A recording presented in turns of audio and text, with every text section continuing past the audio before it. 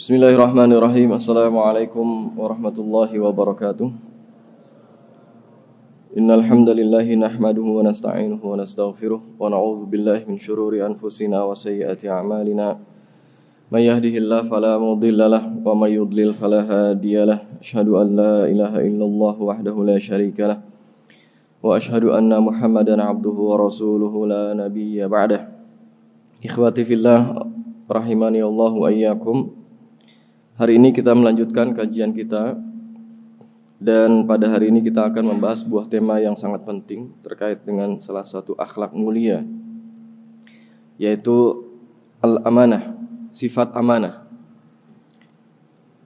Tema ini menjadi sangat penting ketika kita lihat fenomena akhir zaman ini telah begitu banyak pengabaian amanah. Orang, manusia seakan begitu mudah mengabaikan amanah di pundak-pundak mereka. Mari kita lihat secara lebih rinci apa yang dimaksud dengan amanah, ruang lingkup atau cakupan atau maknanya, dan bagaimana Allah dan Rasulnya Shallallahu Alaihi Wasallam menjelaskan kepada kita hakikatnya, memerintahkan kepada kita untuk menunaikannya. Para ulama telah banyak menjelaskan makna dari atau arti dari amanah itu. Imam Ar-Raghib Al-Asfahani misalnya rahimahullah menjelaskan bahwa amanah adalah segala yang dipercayakan kepada manusia, apapun bentuknya yang dipercayakan urusannya kepada seseorang itu termasuk pada amanah. Sebelum itu para sahabat diantaranya juga telah menjelaskan makna amanah. Seperti misalnya Ibnu Abbas radhiyallahu anhu menjelaskan bahwa amanah adalah menunaikan kewajiban. Jadi pelaksanaan atau penunaian segala bentuk yang fardu yang Allah wajibkan kepada seorang mukmin, seorang muslim adalah bentuk dari amanah.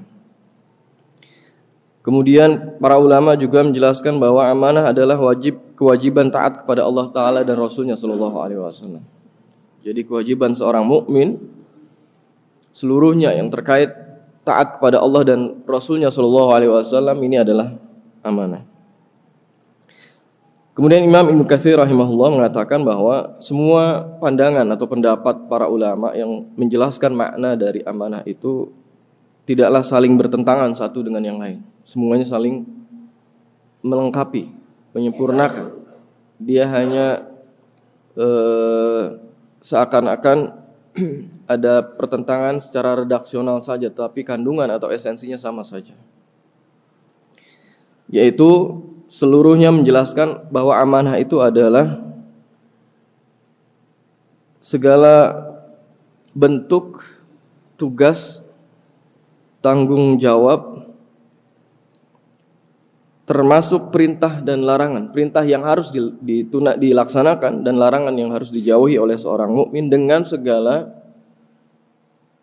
syarat-syarat yang terkait dengan pelaksanaannya itu. Jadi seluruh apa-apa yang Allah dan Rasulnya Shallallahu Alaihi Wasallam perintahkan untuk kita laksanakan, dan apa yang Allah Ta'ala dan Rasulnya Shallallahu Alaihi Wasallam larang untuk kita jauhi, untuk kita tinggalkan, itu adalah amanah. Yang apabila seorang mukmin mengerjakannya maka dia akan mendapat pahala besar. Sebaliknya manakala ia mengabaikannya, mengkhianati amanah itu, maka ia akan mendapat azab atau ancaman siksa dari Allah Ta'ala. Kemudian ikhwafillah rahimakumullah, Imam Ibnul Jauzi rahimahullah menyebutkan 3 makna amanah yang ada di dalam Al-Quran. Di dalam Al-Quran kita dapati banyak sekali ayat-ayat yang berbicara tentang atau terkandung di dalamnya tuntunan amanah. Yang pertama adalah maknanya adalah al-faraid, kewajiban, sebagaimana yang Allah Ta'ala firmankan. A'udzu billahi minasyaitonir rajim. Ya ayyuhalladzina amanu la takhunullaha war rasul wa takhunu amanatikum wa antum ta'lamun.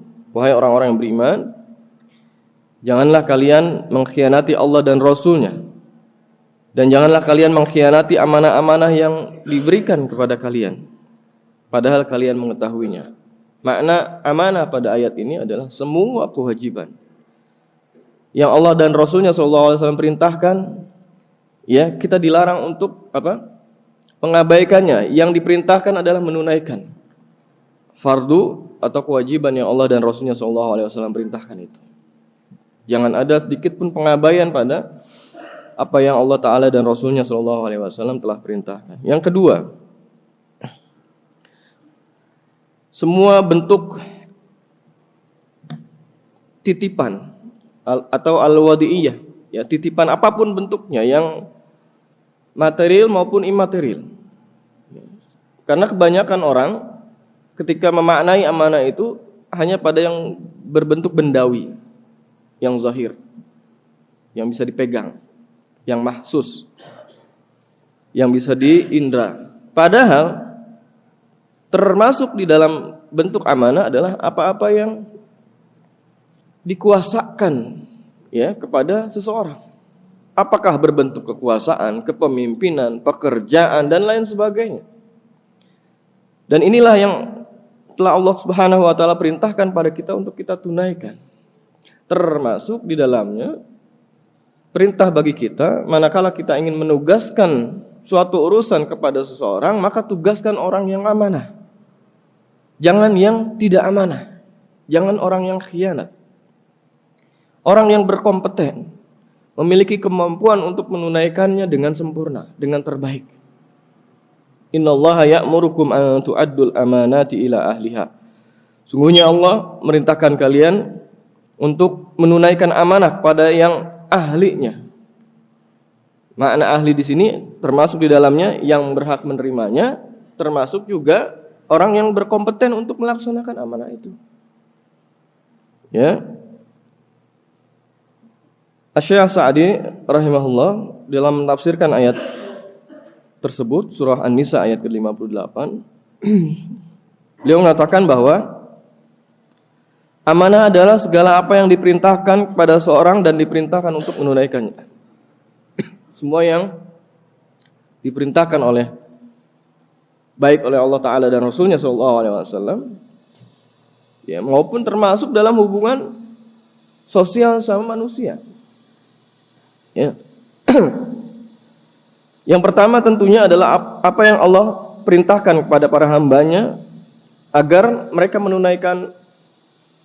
melaksanakan amr, perintah, ya, kewajiban itu dengan bentuk yang sempurna sebaik mungkin. Tidak mengurangi, ya, sedikit pun, tidak melalaikan, mengabaikan kesempurnaannya, termasuk tidak menunda-nunda pelaksanaannya. Ini termasuk dalam pelaksanaan penunaian amanah yang dituntut, ya, atas setiap mukmin. Termasuk di dalamnya adalah amanah-amanah dalam bentuk kekuasaan, ya. Termasuk kepemimpinan, kekuasaan. Ketika seseorang dengan sebuah mekanisme tertentu diangkat, ya, ditunjuk, ya, atau ditentukan untuk memimpin, ya, menjadi kepala, menjadi ketua, ini berarti ada amanah besar di pundaknya, dan wajib atasnya untuk menunaikan segala hak-hak amanah itu untuk ditunaikan. Tidak boleh dan haram baginya untuk mengkhianati segala sisi kekuasaannya. Karena banyak saat ini di akhir zaman ini orang-orang yang mengkhianati amanah dalam bentuk yang ini. Kalau dalam bentuk hissi, materi, dititipkan barang dengan pesan tertentu, ya, banyak yang bisa menunaikannya. Sekarang kan banyak jasa-jasa ekspedisi itu. Paket dikirim, dikirim ke alamat tertentu dengan ongkos jasa tertentu, sekian rupiah. Banyak yang bisa menunaikannya dengan mudah sampai ke tempat tujuan, bahkan dengan sangat cepat. Di luar dugaan. Ekspektasi kita 3-4 hari sampai. Sekarang kita pesan, besok sudah sampai ternyata. 1 hari. Dalam hal-hal duniawi banyak yang bisa yang hissi, yang material seperti ini banyak yang bisa menunaikannya. Tapi yang immaterial, dalam bentuk amanah kekuasaan, amanah tugas kerja, amanah apalagi profesionalisme, ini banyak sekali yang hari ini mengabaikannya. Dan mereka bahkan yang lebih mengkhawatirkan lagi tidak menganggapnya sebagai bagian dari amanah yang wajib ditunaikan dengan benar. Ini lebih celaka lagi. Itu mah bukan amanah. Gitu. Kalau saya mau, saya kerjakan dengan baik. Kalau saya tidak mau, tidak apa-apa, saya abaikan. Banyak yang tanpa disadari mengabaikan kewajiban untuk melaksanakan tugas dengan bentuk yang sempurna, karena pandangan yang keliru akan hakikat dari amanah itu. Termasuk di dalamnya harta. Harta yang Allah Ta'ala titipkan pada kita itu amanah. Jangan belanjakan dia di jalan yang maksiat, untuk bermaksiat kepada Allah. Haram hukumnya kita mengkhianati amanah ini. Jangan sampai kita diberikan titipan berupa harta oleh Allah Ta'ala, karunia, kesehatan, rizki, apapun bentuknya itu, digunakan untuk hal-hal yang dalam rangka bermaksiat atau hal yang bermaksiat kepada Allah Ta'ala. Termasuk di dalamnya adalah rahasia-rahasia yang kita diperintahkan untuk menjaganya dalam interaksi sosial sesama manusia. Ini pun harus dijaga.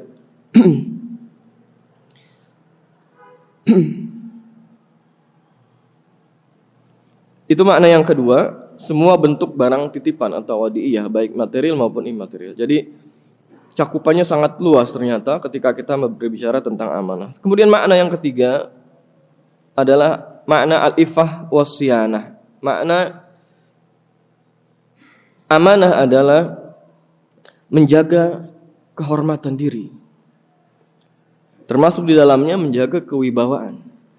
Kesucian diri termasuk di dalamnya. Kehormatan diri. Salah satu ayat yang menjelaskan akan sifat amanah ini yang dimiliki oleh para nabi dan Rasulullah, alaihi wassalatu wassalam, sebagaimana yang Allah kisahkan di dalam surah Al-Qasas tentang salah satu sifat akhlak mulia yang dimiliki oleh Nabi Musa alaihissalam. Ketika dua orang wanita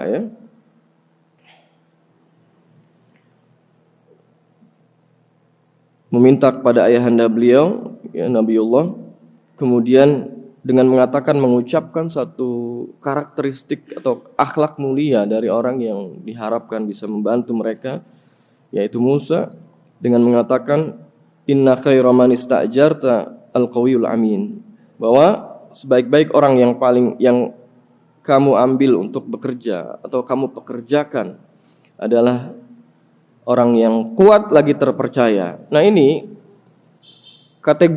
dua kategori ini penting untuk diperhatikan. Al-qawi dan al-amin.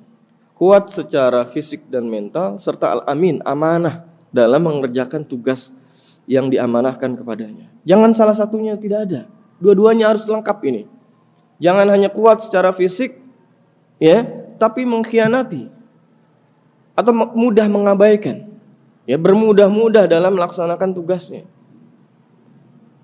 Atau sebaliknya, kalaupun ada orang yang mana tapi lemah fisiknya, ini pun tidak akan sempurna. Makanya dalam dunia kerja profesional sekarang ini dituntut.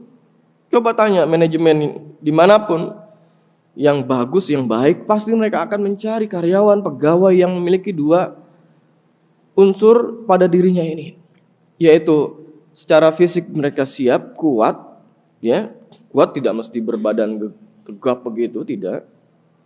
Dia mampu melaksanakan tugas-tugas yang sesuai dengan porsinya dan memiliki akhlak mulia. Yang ini juga mahal. Ini mahal.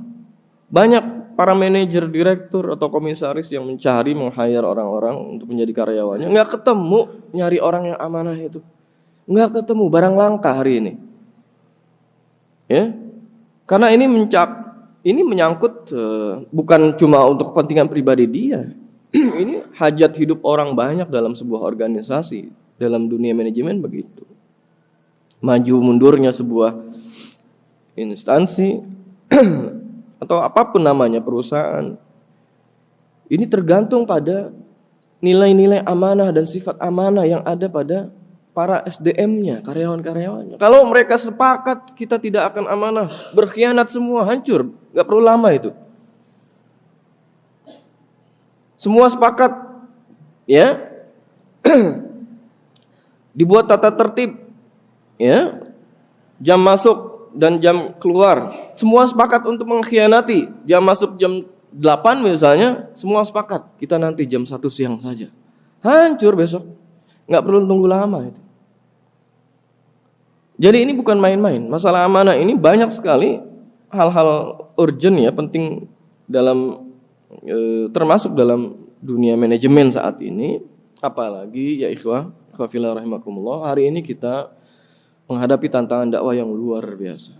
Kalau saja para pemikul amanah dakwah itu tidak menyadari pentingnya amanah ini, tidak akan pernah sukses dakwah itu. Jangan heran kalau dakwah itu, ya, lambat hasilnya. Karena para dai yang mengusung amanah dakwah ini tidak menyadari bahwa ada hak Allah Ta'ala dan Rasulnya di pundak mereka untuk mereka menunaikan dakwah itu dengan bentuk terbaik. Qafillah rahimakumullah. Kemudian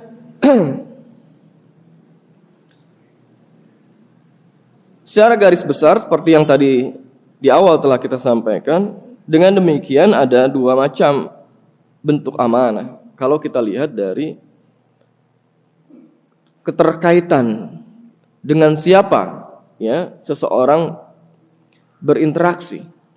Yang pertama adalah amanah yang berkaitan dengan hak-hak Allah Ta'ala, yaitu seluruh kewajiban syariah yang Allah wajibkan kepada setiap hambanya yang beriman. Ya, yang ini dalam arti lain, dengan arti lain adalah semua bagian dari syariat Islam itu adalah amanah atas setiap muslim. Kalau kita mengaku muslim, maka kita harus istislam lillah, tunduk taat sepenuhnya kepada Allah Ta'ala. Ini konsekuensi iman. Dengan demikian kita tunaikan syariat Allah Ta'ala.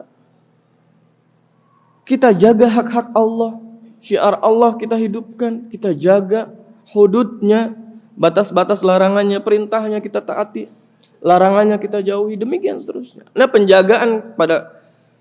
penjagaan seseorang, ya, seorang muslim kepada amanah berupa syariah ini menunjukkan tingkat ketakwaannya.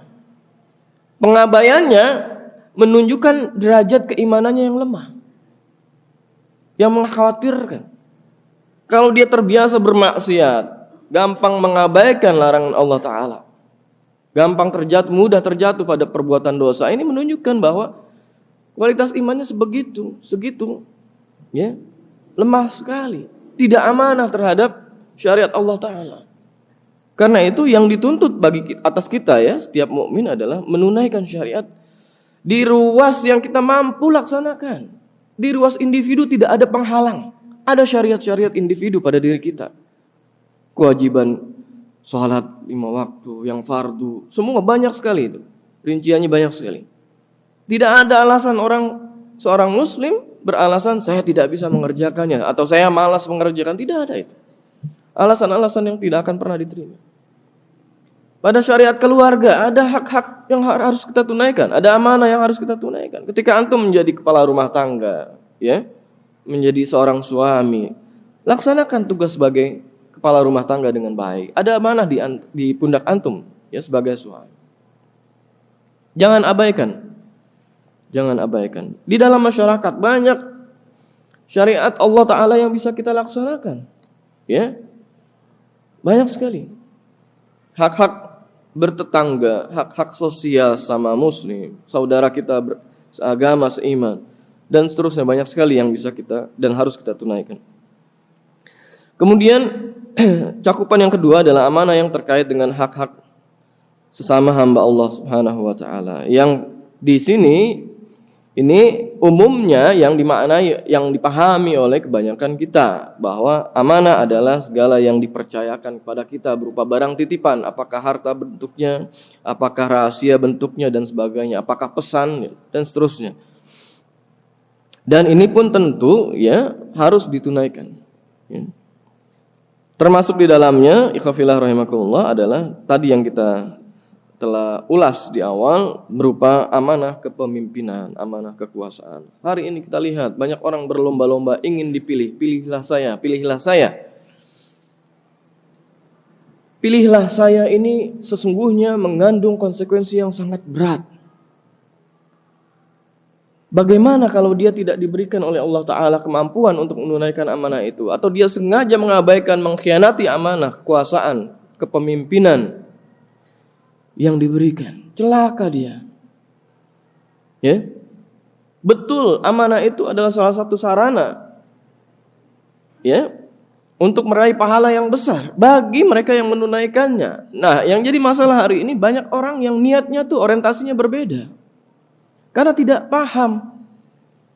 Seakan-akan kalau saya berkuasa menjadi pemimpin, apakah pemimpin wilayah atau pemimpin daerah atau pemimpin suatu instansi, segala hal bisa dia kerjakan semaunya. Tidak. Makanya jangan heran saat ini banyak orang yang menjadi pemimpin itu sudah, kalau orang Jakarta bilang ancer-ancer duluan. Sudah, apa nama bahasa Indonesia itu? Sudah menghitung-hitung dulu. Nanti kalau sudah ada pembahasan anggaran daerah, saya akan hitung itu berapa, atau di poin mana saya akan mulai itu. Saya akan apa? Saya akan buat siasat, strategi. Di mark up lah dengan motivasi, orientasi untuk memperkaya diri sendiri dan kelompoknya dan sebagainya. Niat korupsinya udah udah dipupuk sejak lama, jauh sebelum terjadi pilkada atau pemilu. Jadi hal-hal seperti ini yang mengkhawatirkan sekali pada umat akhir zaman, umat kita. Betapa orang saat ini telah mengabaikan amanah. Yang kita dukung, yang kita dukung adalah, yang kita acungkan jempol dan kita apresiasi adalah para pemimpin yang memang berniat mulia. Ketika mereka berkuasa, memimpin umat atau rakyat atau masyarakat, mereka menunaikan amanah dengan bentuk sebaik-baiknya. Bukan hanya manis di lisan waktu kampanye, tidak. Tapi mereka buktikan dengan amal nyata. Bahkan mereka siap miskin, berkorban untuk rakyatnya. Itu yang kita acungkan jempol. Dan mudah-mudahan Allah berikan dia karunia kekuatan sampai akhir masa jabatannya, kan begitu. Dia berjuang untuk kesejahteraan rakyatnya. Dia menjaga dirinya sedemikian ketat, tidak akan menggunakan fasilitas negara untuk kepentingan pribadi dan keluarganya, kan begitu. Nah, ini baru pemimpin yang kita acungkan jempol. Dan begitulah para khalifah, di masa kejayaan Islam, Khulafaur Rasyidin, para khalifah Abbasiyah, Umayyah, semuanya begitu menjaga amanah kekuasaan ini, tidak mau sembarangan menggunakan harta perbendaharaan kaum muslimin, Baitul Muslimin, untuk kepentingan pribadi, apalagi sengaja memperkaya diri di luar haknya. Dengan kata lain, melakukan korupsi dengan aksi-aksi yang sangat banyak bentuknya hari ini kita bisa saksikan. Qafilah rahimakumullah, ini barangkali yang bisa kita bahas sebagai salah satu pesan untuk kita agar kita bisa menunaikan amanah dengan sebaik-baiknya, amanah dengan segala bentuknya. Karena ini adalah salah satu ciri seorang mukmin yang benar. Salah satu sifat seorang mukmin yang Allah janjikan keberuntungan, qad aflahal mu'minun. Salah satunya adalah mereka yang menjaga dan menunaikan amanah dan janji-janji yang mereka ucapkan. Jadi penting bagi kita untuk menjaga amanah dalam setiap kondisi, apapun bentuk amanah yang diamanahkan kepada kita semua. Wallahu a'lam bishawab, wa sallallahu ala nabiyyina Muhammad wa ala alihi wa sahbihi wasallam. Subhanakallahumma wa bihamdik, asyhadu an la ilaha illa anta astaghfiruka wa atubu ilaik. Assalamualaikum warahmatullahi wabarakatuh.